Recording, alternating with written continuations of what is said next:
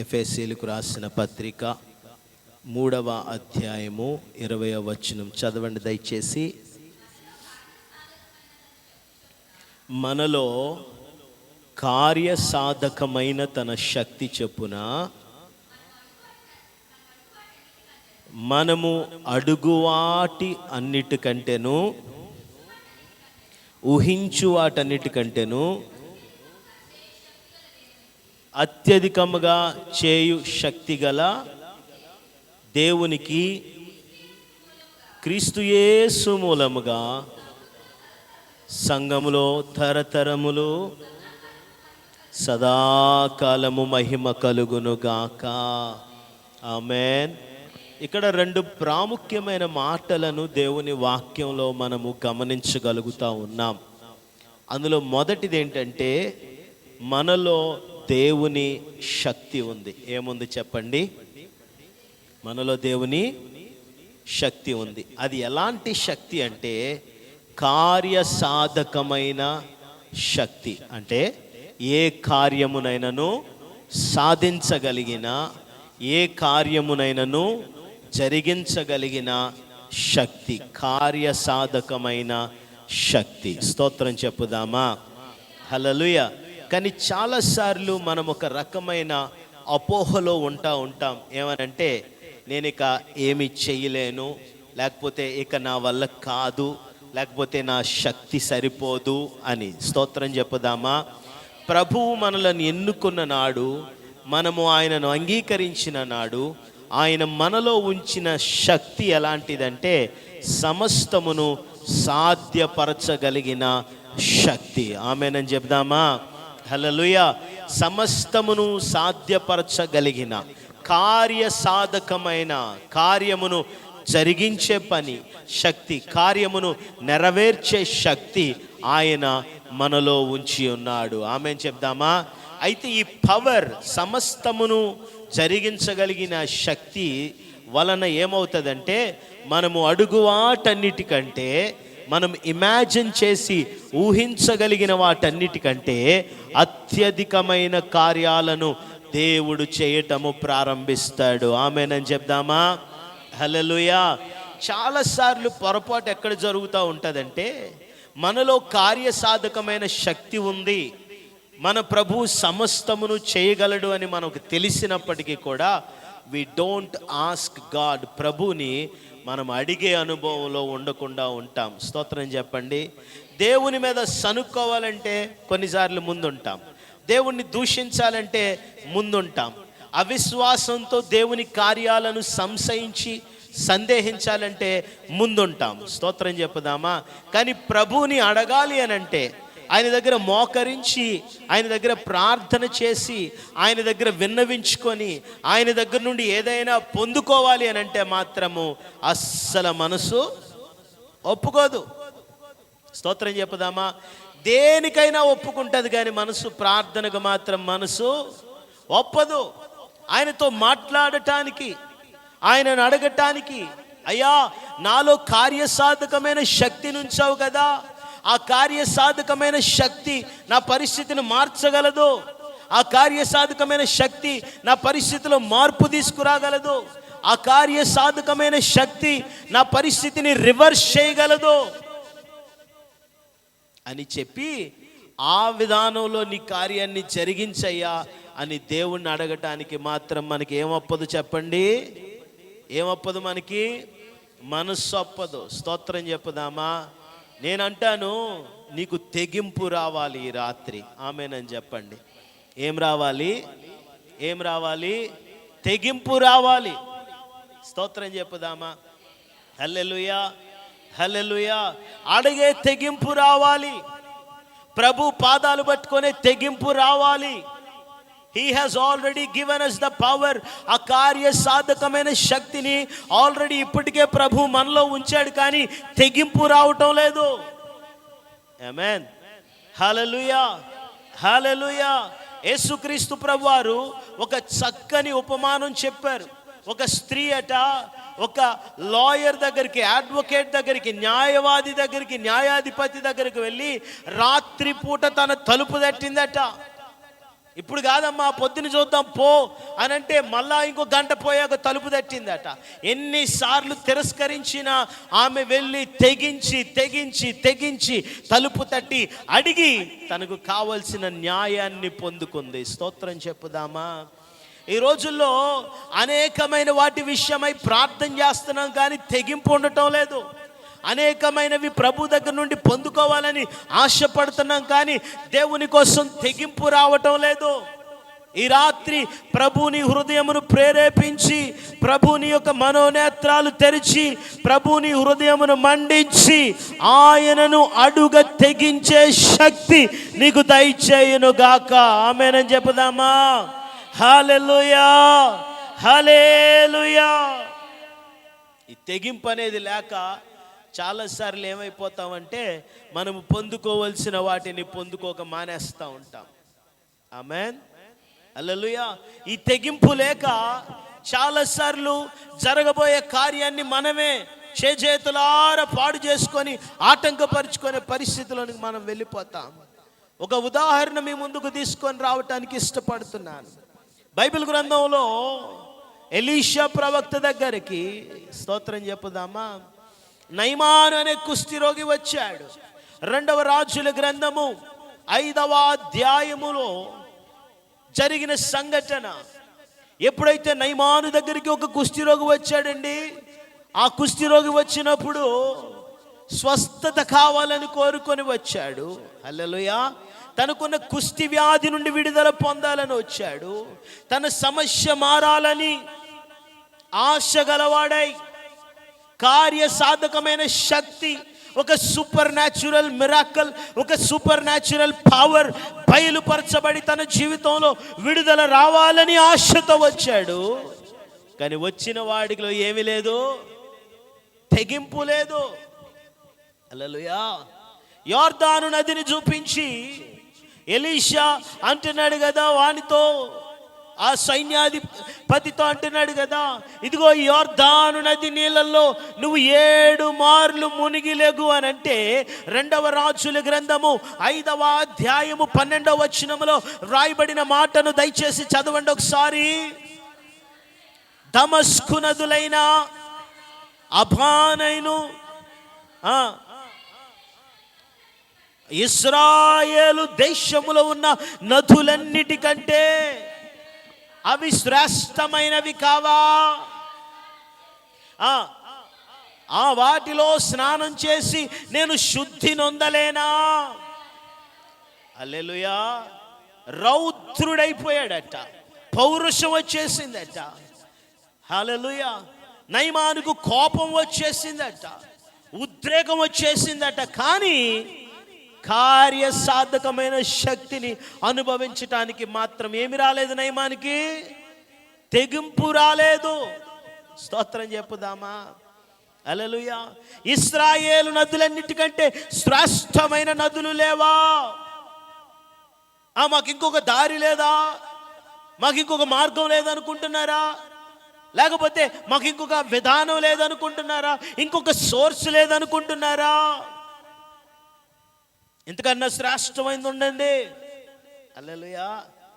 చాలాసార్లు అపవాది అయిన సాతానుడు మనకి ఎలాంటి మనసును కలిగించి మనలో తెగింపు రాకుండా ఆపివేస్తూ ఉంటాడు. ఏమి రాకుండా ఆపేస్తాడు? పౌరుషం వస్తుంది, హల్లెలూయా. కోపం వస్తుంది, హల్లెలూయా. ఆమేన్. మూర్ఖత్వం కూడా వచ్చేస్తుంది కొన్నిసార్లు. కానీ ఏమి రాదు, తెగింపు రానివ్వడు వాడు. స్తోత్రం చెప్పుదామా. ఆమేన్. వాళ్ళని అడిగితే వాళ్ళు హెల్ప్ చేయరా, వీళ్ళని అడిగితే వీళ్ళు నాకు సపోర్ట్గా నిలబడరా. మానవుడు ఇదే తలంపుతో, ఇదే ఉద్దేశంతో మనుషుల వైపు చూస్తాడు, మనుషుల దగ్గరికి పరిగెత్తుతాడు, మనుషుల మీద ఆధారపడతాడు. కానీ ఆ ప్రయత్నం ఏదో మొట్టమొదటిగా ప్రార్థనలో దేవుని దగ్గర చేయమంటే మాత్రము చెయ్యడు, తెగింపు రాదు. స్తోత్రం చెప్పండి.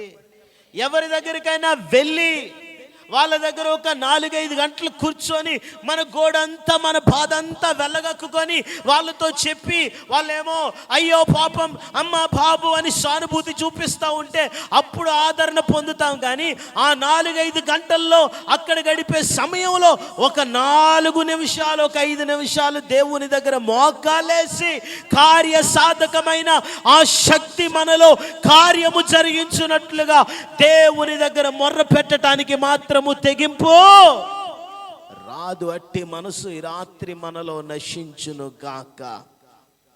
స్తోత్రం చెప్పండి. అది బెటర్ కాదా? కావచ్చురా నాయనా, అంతకన్నా బెటర్ ఇది. స్తోత్రం చెప్పుదామా?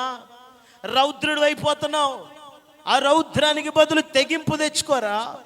ప్రభు పాదాలు పట్టుకోవటానికి తెగింపు. హల్లెలూయా అని పక్కనున్న పనివాడు చెప్తే అప్పుడు తెగించి వెళ్ళి యోర్దాను నదిలో 7 సార్లు మునిగాడు. స్తోత్రం చెప్పుదామా? ఏమైంది? పసిపిల్లల దేహంలాగా మారిపోయింది వాడి శరీరం. కార్యం జరిగిందా లేదా? కార్యసాధకమైన శక్తి ద్వారా అద్భుతాన్ని చూశాడా లేదా? తెగింపు. స్తోత్రం చెప్పుదామా? స్తోత్రం చెప్పుదామా? కొట్లాడడానికి, పోరాడటానికి, హల్లెలూయా హల్లెలూయా, రకరకాల మానవ శక్తియుక్తులతో ప్రయత్నాలు చేయటానికంటే ముందు ప్రార్థనలో అనగా దేవునిని అడుగ తెగించాలి. ఆమేనని చెప్పండి. ఏం చేయాలి? దేవుణ్ణి అడగటానికి తెగించాలి. ఆమేన్. శోధించుకో, కానీ అడగటానికి తెగించు.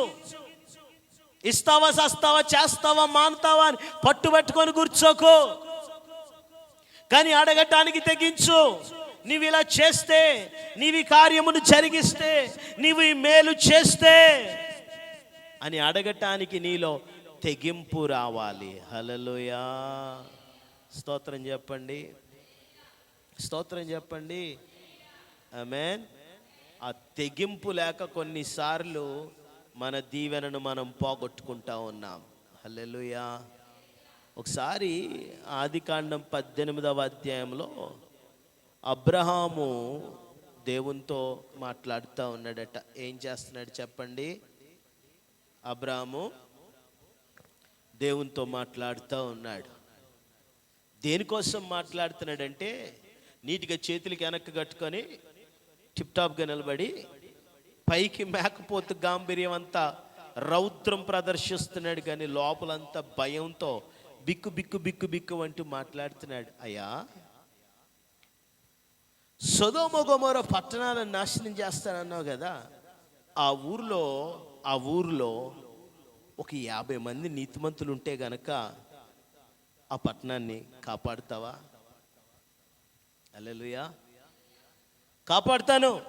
కాపాడుతా ఖచ్చితంగా, నిశ్చయముగా. ఆ పట్టణం 50 మంది నీతిమంతులు ఉంటే ఇప్పుడే వారిని బట్టి ఆ పట్టణాన్ని నేను తప్పిస్తాను, కాపాడుతాను. డౌట్ వచ్చింది మానవుడికి. 50, 40, 30, 20, 10, 5 అని నెంబర్స్ కట్ చేసుకుంటూ తగ్గించుకుంటూ వచ్చి ధైర్యం చేసి అడిగాడు. హల్లెలూయా. తెగించ మాట్లాడుతున్నాను ప్రభు, ఏమనుకోవద్దయ్యా, తెగించే మాట్లాడుతున్నాను. స్తోత్రం. కార్యసాధకమైన శక్తి ఏదో పనిచేస్తుందని తెలుసు. ఇదిగో 5గురున్నా కాపాడుతానన్నాడు. అబ్రాహాం ఇంకో విషయంలో తెగించుంటే బాగుండేది. ఒక్కసారి ఆ పట్టణము మారునట్లుగా, ఒకసారి ఆ పట్టణము మార్పు చెందునట్లుగా, ఒకసారి ఆ పట్టణము మరలా తిరిగి హెచ్చరించబడి సందర్శించబడినట్లుగా. 5 మంది సంగతి ఎందుకు ప్రభువా, ఎవరో ఒకరిని నువ్వు పంపితే పోదు అని తెగించి అడిగాను. ఏమనుకో, ఎవరినైనా ఒకరిని పంపొచ్చు కదయ్యా అని మాత్రం అబ్రాము తెగించి అడగలేకపోయాడు. నేను ఆ మాట ఎందుకు అంటున్నానంటే, కొరజీన బెత్సైదా విషయంలో ప్రభు అన్నాడు, మీ దగ్గర చేసిన అద్భుతాలు సొదొమ గొమొర పట్టణంలో చేసుంటే వాళ్ళు మారేవారు. అవకాశం ఉంది కదా, కాదు ఎవరినైనా ఒకరిని పంపించవచ్చు కదయ్యా అని మాత్రం అబ్రహాము తెగించలేకపోయాడు. స్తోత్రం చెప్పుదామా? నేను అంటాను, నాకు నీకు, మనందరికీ, మన సంఘానికి దేవునిని అడిగే విషయంలో తెగింపు రావాలి. ఆమేనని చెప్పండి. ఏం రావాలి? ఏం రావాలి? అది ఒక్క మాట డిస్టెన్స్లో ఉంటుంది ఆ తెగింపు, అంతే. స్తోత్రం చెప్పండి. హల్లెలూయా. ఒక నిమిషం ప్రార్థన అంత డిస్టెన్స్ అంతే ఆ తెగింపుకి. నువ్వు తెగించి అడగగలిగిన స్థితిలోనికి రావాలి. ఆమేనని చెప్పు, ఆమేనని చెప్పు. అలా నువ్వు అడగగలిగితే, దేవుణ్ణి తెగించి అడగగలిగితే, మొట్టమొదటి ప్రయత్నము ప్రార్థనే అనుకొని ప్రార్థనలోనే మొదటి ప్రయత్నం చేసి నువ్వు దేవుణ్ణి తెగించి అడగగలిగితే, చేదాటిపోయిన పరిస్థితులను కూడా మరలా చేజిక్కేటట్టుగా చేయగలిగిన దేవుడు నా దేవుడు. ఆమేనని చెప్పు. హల్లెలూయా. ఇక నీ వల్ల కాదు అని చేతులెత్తేసిన ప్రతి పరిస్థితిలో తన ఆత్మ ద్వారా సమస్తమును నీవు అడగ తెగిస్తే ప్రభువు జరిగించువాడై ఉన్నాడు. ఆమేనని చెప్పు. హల్లెలూయా. హల్లెలూయా. నీవు అడగ తెగిస్తే మార్గము లేని చోట ఆయన మార్గమును కలుగజేయగలిగిన దేవుడై ఉన్నాడు. ఆమేన్. అసాధ్యమైన వాటన్నిటినీ సుసాధ్యము చేస్తాడు. ఎంతమందికి అర్థమవుతుంది నేను చెప్పే మాట? హల్లెలూయా. నా ప్రార్థనకి జవాబు రాలేదని ఆగిపోయావేమో. స్తోత్రం. ఎందుకులే రకరకాల ప్రయత్నాలు చేద్దాం. మనుషుల మీద, ధనము మీద, జ్ఞానము మీద, ఉద్యోగం మీద, పలుకుబడి మీద ఆధారపడదామని అనుకొని రకరకాల ప్రయత్నాలు చేయటానికి ఆశపడ్డ నిన్ను ఈ రాత్రి ప్రభు యొక్క ఆత్మ నీ తలంపును, నీ హృదయాన్ని పురుకొల్పుతున్నాడు, ప్రేరేపిస్తున్నాడు. ఒక్కసారి దేవునిని అడుగ తెగించు. ఆమేన్. హల్లెలూయా. హల్లెలూయా. మనుషులను అడిగితే మన నోటి మాట ఖాళీ అయిపోవచ్చు. మనుషులను నమ్మి సిగ్గుపరచబడ్డ వారిగా మనము మిగిలిపోవచ్చు. మనుషులను ఆశ్రయించి అవమానపరచబడ్డ వారిగా మనము మిగిలిపోయి ఉండవచ్చు. Why don't you try Jesus once? ఒక్కసారి ఎందుకు యేసుని అడిగి అడగ తెగించవు? హల్లెలూయా. హల్లెలూయా. హల్లెలూయా. నీకు ఎలాంటి మనసు రావాలో తెలుసా? లాజరు విషయంలో వాళ్ళ సిస్టర్ చెప్పింది కదా, ఏమని? నీవిక్కడ ఉండుంటే నా సహోదరుడు చనిపోయేవాడు కాదయ్యా, నువ్వు ఉంటే చచ్చిపోయేవాడు కాదు. ఆ మైండ్ రావాలి నీకు. నేను ప్రభువుని అడిగితే ఈ అపజయమును నేను చూడను. స్తోత్రం చెప్పుదామా? నేను తెగించి ప్రభువుని అడిగితే ఈ బంధకము పైన విజయమును చూస్తాను. నేను తెగించి ప్రభువుని అడిగితే నా ప్రభు నా కనుల ఎదుట మార్గము సరళం చేస్తాడు. నేను తెగించి అడిగితే నా ప్రభువు కార్య సాధకమైన శక్తి చేత సమస్తమును సమకూర్చి జరిగిస్తాడు. ఆమేన్. ఆ తెగింపు నీకు రావాలి. ఒక సందర్భాన్ని నేను జ్ఞాపకం చేసి నా మాటలను నేను ముగిస్తాను. ఈ రాత్రి ప్రార్థన నిమిత్తమై మధ్యాహ్న సమయంలో బైబిల్ గ్రంథం తెరిచి ప్రభు ఎదుట కనిపెడతా ఉంటే ఒక అద్భుతమైన సంఘటన దేవుడు నాకు జ్ఞాపకం చేశాడు. హల్లెలూయా. హల్లెలూయా. స్తోత్రం చెప్పుదామా? ఒక మిరాకులస్, ఆశ్చర్యకరమైన కార్యాలు ఆయన ఎలా చేయగలడో, చేస్తాడో ఒక అద్భుతాన్ని ప్రభు నాకు చూపించాడు. నేను ఆత్మలో గ్రహించిన ఆ సంఘటన, ఆ సందర్భం, ఆ మర్మములో ఉన్న ఆదరణ బలము ద్వారా ఈ రాత్రి నిన్ను కూడా ప్రోత్సహిస్తున్నాను. అడగటానికి తెగించు. హల్లెలూయా. అడగటానికి అలసిపోకు. స్తోత్రం. ప్రభువుని అడిగే విషయంలో వేసారిపోకు. ప్రభువుని అడిగే విషయంలో నిరాశ పడిపోకు, విసిగిపోకు. అడుగ తెగించు. హల్లెలూయా. ఎంతమందికి అర్థమవుతుంది? స్తోత్రం చెప్పండి ఒకసారి. పక్కనున్న వాళ్ళని చూసి చెప్పండి, దేవుణ్ణి అడగటానికి తెగించని చెప్పండి. పక్కనున్న వాళ్ళకి చెప్పండి. నవ్వుతూ చెప్పండి. సంతోషంగా పక్కనున్న వాళ్ళకి చెప్పండి, దేవుణ్ణి అడగటానికి తెగించు. నాకే చెప్తున్నారా? అయితే ఖచ్చితంగా తెగిస్తాను. దేవునికి స్తోత్రం. దేవుణ్ణి అడగటానికి 3 నెలలు మోషేని పెంచిందట. ఎన్ని నెలలు? ఒక పెట్టి, జమ్ము పెట్టి తయారు చేసి చాలా సౌందర్యవంతుడట, అందుకనే చంపాలనిపించలేదట. ఎక్సోడస్ చాప్టర్ 2 నిర్గమకాండం 2వ అధ్యాయంలో ఒక జమ్మపేట తయారు చేసి పిల్లోడిని అందులో పెట్టేసి నైలు నదిలో విడిచిపెట్టిందట. ఆమేన్, హల్లెలూయా. హల్లెలూయా. ఏం చేసింది? నైల్ నదిలో విడిచిపెట్టి మోషేని యెకోబేదు విడిచిపెట్టి, హల్లెలూయా, కూతుర్ని పిలిచిందట. పెద్ద కూతురు, పెద్దది కదా, మిరియాం పిలిచిందట. స్తోత్రం. ఇదిగో వాడి మరణాన్ని నేను నా కన్నులారా చూడలేను. హల్లెలూయా. నా కుమారుడి విషయంలో నేను హెల్ప్లెస్ అయిపోతున్నాను. ఆమేన్, హల్లెలూయా. వాడికి సంభవించబోయేదాన్ని నేను చూడలేను తల్లి. నువ్వు ఇక్కడే నిలబడు. కడుపు కోతమ్మా, నాకు జరిగేదాన్ని నేను చూడలేకపోతున్నాను తల్లి. నువ్వు ఇక్కడే నిలబడి వాడికి ఏం జరుగుతుందో చూడు అని ఆ లక్కన పెట్టిందట అక్కడ చూడమని. స్తోత్రం చెప్పుదామా. అక్కడికి ఫరో కుమార్తె యువరాణి వచ్చిందట. ఆ పొదలలో నుండి, ఆ తుప్పల్లో నుండి, రీడ్స్ మధ్యలో నుండి చిన్నపిల్లోడు ఏడుపు లాంటిది ఒకటి వినబడితే పని వారిని పంపించిందట. అదేంటో చూసి తీసుకురండి అని పంపించింది. వాళ్ళు తీసుకొస్తే ఆ మూత తెరిసేసరికి, పెట్టే మూత, పండంటి మగపిల్లోడు, అందమైన వాడొకడు అందులో ఏడుస్తా కనిపించాడట. హల్లెలూయా. ఇక్కడ వీడు ఏడుస్తున్నాడు, అక్కడ వాళ్ళ అమ్మ ఏడుస్తుంది. స్తోత్రం చెప్పుదామా. ఇక్కడ వీడు హెల్ప్లెస్గా ఉన్నాడు, అక్కడ వాళ్ళ అమ్మ హెల్ప్లెస్గా ఉంది. తీసుకెళ్ళి పెంచుదామంటే పొడిచి చంపేస్తారు. కల్లారబడి రక్తాన్ని చూడాల్సిన పరిస్థితి. శాసనం ఒకటి ఉంది, హెబ్రీయులకు పుట్టిన మగ పిల్లలను బతకనివ్వకండి, చంపండి అనే శాసనం ఒకటి ఉంది. నేనంటాను, వాడు పుట్టే నాటికే వాడిలో కార్య సాధకమైన శక్తి నుంచి పంపించాడు దేవుడు. స్తోత్రం చెప్పు. హల్లెలూయా, హల్లెలూయా, హల్లెలూయా.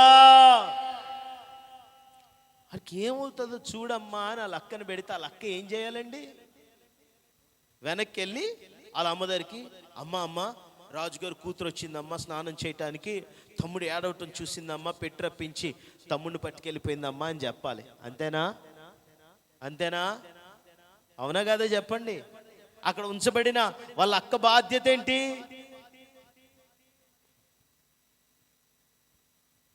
కానీ ఒక అద్భుతమైన పని చేసింది. చేదాటిపోయిన పరిస్థితుల్లో తెగించింది. ఆమేన్, హల్లెలూయా, హల్లెలూయా. చేదాటిపోయిన పరిస్థితుల్లో ధైర్య సాహసాలను ప్రదర్శించింది. చూడండి బైబిల్ గ్రంథం తెరిచి నిర్గమకాండము 2వ అధ్యాయము 9వ వచనము. నిర్గమకాండము 2వ అధ్యాయము 9వ వచనము.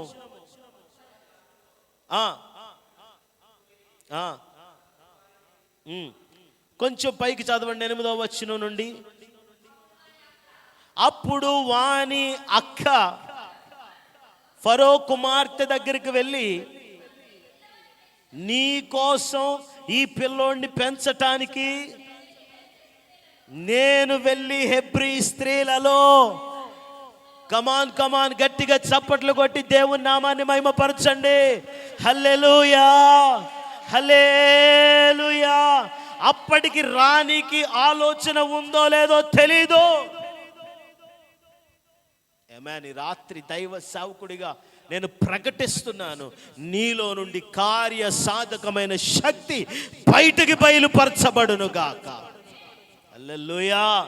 రాణికి ఆలోచన ఉందో లేదో తెలీదు, వాడి హెబ్రీ పిల్లోడో కాదో తెలీదు, వాడి పుట్టపూర్వత్రాలు రాణికి తెలియవు.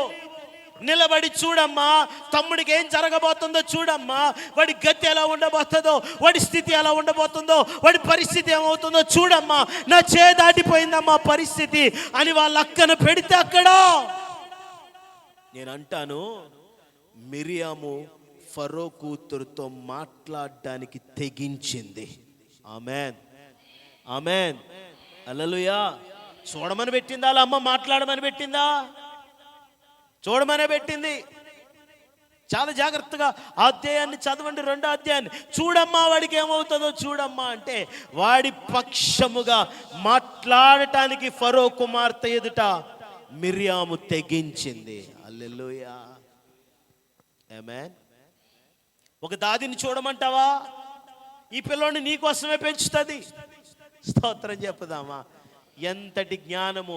అట్టి జ్ఞానమునకు ఆధారమైన ఆత్మ నా మీదను, నీ మీదను, సంఘము మీదను పనిచేయునుగాక, పనిచేయునుగాక.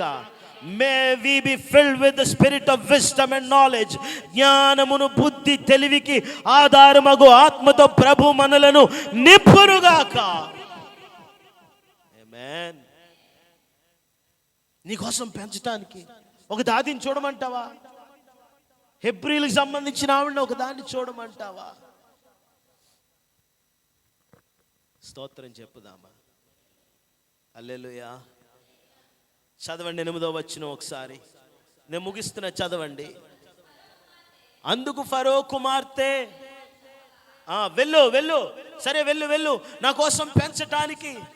స్తోత్రం, స్తోత్రం. మనుషుల ఎదుట మిరియాము మాట్లాడి తెగిస్తే ఫరో కుమార్తె అంటుంది, సరే వెళ్ళు. ఆ చిన్నది వెళ్ళి ఆ బిడ్డ తల్లిని, వాళ్ళ అమ్మను పిలుచుకొని వచ్చింది. ఫరో కుమార్తె అంటుంది కదా, ఆమెతో ఈ బిడ్డను తీసుకొని పోయి, ఆమేన్, నా కోసం వాడికి పాలిచ్చి పెంచు. ఆమేన్, హల్లెలూయా. నేను జీతం ఇస్తాను నీకు. స్తోత్రం చెప్పుదామా, స్తోత్రం చెప్పుదామా. ఆ స్పిరిట్ రెలంలో, ఆత్మ పరిధిలో అక్కడ జరిగిన సన్నివేశాన్ని ఒకసారి ఊహించండి. నేను అనుకుంటా ఉంటాను, ఏ సైనికుల చేతులైతే మోషే చావాల్సిన వాడిగా ఉన్నాడో, అదే సైనికులు మోషే పెరుగుతున్న ఇంట బయట కాపలా కాసే పరిస్థితి మిరియాము అడగ తెగించుట వలన కలిగింది. స్తోత్రం చెప్పుదామా, స్తోత్రం చెప్పుదామా. చంపాల్సిన వాళ్ళే జీవం పోస్తున్నారు. ఆమేన్. ఆకలితో అలమటింప చేయాల్సిన వాళ్ళే ఆహారం పెడుతున్నారు. 3 నెలల పసిబిడ్డ నిమిత్తమై మిరియాము అడగ తెగిస్తే వాడి పెద్దోడయ్యేంత వరకు ఆ ఇల్లు పోషింపబడ్డది. హల్లెలూయా, హల్లెలూయా. ఎంతమందికి అర్థం అవుతుంది నేను చెప్పే విషయం? ఎక్కడ హ్యాండ్స్ అప్ అని చేతులు ఎత్తేసిందో మోషే తల్లి, అక్కడే తన చేతులారా ఆనందమును మరలా చూస్తుంది. ఆమేన్. ఎక్కడిక మార్గం లేదని అనుకుందో అక్కడే ప్రభు ఒక శ్రేష్టమైన మార్గాన్ని సిద్ధపరిచాడు. హల్లెలూయా, హల్లెలూయా, హల్లెలూయా. నీవు అడుగ తెగిస్తావా ఈ రాత్రి? నీ పరిస్థితి, నీ సమస్య, నీ శోధన, నీ బంధకము, నీ బలహీనత విషయమై నువ్వు అడగ తెగించగలిగితే పర్వతములను చదును భూమిగా మార్చి నీ ఎదుట మార్గమును సరళము చేయగలిగిన దేవుడు ఆయన. స్తోత్రం చెప్పుదామా, స్తోత్రం చెప్పుదామా. నన్ను అడగండి రా, నన్ను అడగండి, నన్ను అడగండి. నన్ను రొట్టెని అడిగితే రాయినిచ్చేవాడిని, ఆమేన్. చేపను అడిగితే పామును ఇచ్చేవాడిని కాదు. హల్లెలూయా, హల్లెలూయా. ఇంకా నువ్వు ఒక 100 అడిగితే మీ మమ్మీయో డాడీయో ఒక 50 ఇస్తారేమో. హల్లెలూయా. మన పరలోకపు తండ్రిని అడగ తెగిస్తే 100 అడిగితే 2 చేసేవాడు ఆయన. ఆమేన్ చెప్పండి. ఊహించు వాటన్నిటికంటే, అడుగు వాటన్నిటికంటే గొప్పగా చేసేవాడు. మిరియాము అడగ తెగించింది, ఒక డోర్ ఓపెన్ అయిపోయింది. హల్లెలూయా. మార్గము సరళం చేయబడ్డది. హల్లెలూయా, హల్లెలూయా. దిక్కులేని వాడిగా నైలు నదిలో విడనాడబడిన వాడు అప్పటికి ఎన్ని గంటలు అయిపోయిందో వదిలేసి ఆకలి కేకలు ఆక్రందనలు పెడుతున్నవాడు ఒక్క మిరియాము నిలబడి అడగ తెగిస్తే మిరియాము వలన రాజకోటలోనికి తీసుకొని పోబడ్డాడు మోషే. నా దేవునికి సమస్తము సాధ్యమే. హల్లెలూయా. నువ్వు అడిగితే ఏమన్నా చేస్తాడు ఆయన. నువ్వు అడిగితే చెప్పండి, నువ్వు అడిగితే ఏమైనా చేస్తాడు.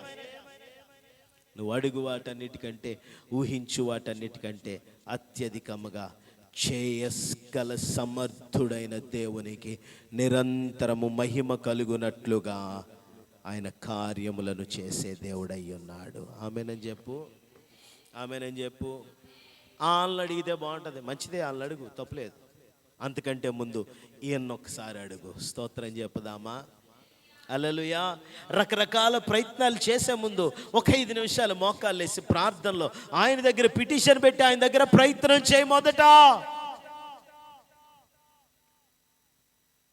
ఆ ఒడ్డుని నిలబడి చూడే తల్లి అంటే నోరు తెరిచి అడిగేసిందట తెగించి. స్తోత్రం, స్తోత్రం. నువ్వు తెగిస్తావా ఈ రాత్రి? ప్రార్థనలో ప్రభువుని అడగటానికి తెగిస్తావా? కండ్లు మూసుకొని దేవుని వైపు చూద్దాం. తెగింపు లేకనే అనేకమైన ఆశీర్వాదాలను పోగొట్టుకుంటున్నాం. తెగింపు లేకనే పదే పదే శోధనలో పడిపోతున్నాం. ఆయన అడగటానికి తెగించకే జరగాల్సిన కార్యాలను కూడా ఆటంకపరుచుకుంటున్నాం. కళ్ళు మూసుకొని దేవుని వైపు చూస్తూ